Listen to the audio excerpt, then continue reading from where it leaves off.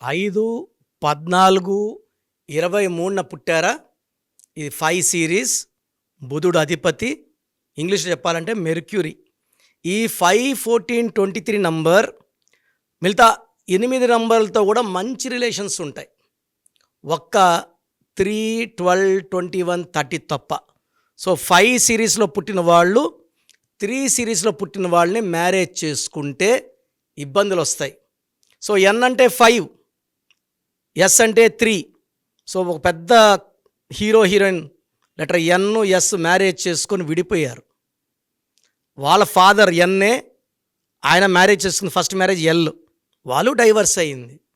So ఎన్కి ఎన్కి ఎస్కి సికి పడదు.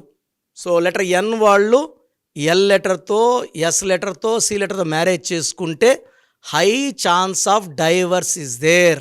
సో మ్యారేజ్ చేసుకోకముందు నన్ను సంప్రదిస్తే మీ బర్త్ మంత్ ఇయర్ చూసి ఏ లెటర్తో మ్యారేజ్ చేసుకుంటే బాగుంటుంది, ఏ పేరుతో బాగుంటుందో మీకు సలహాలు ఇవ్వడం జరుగుతుంది.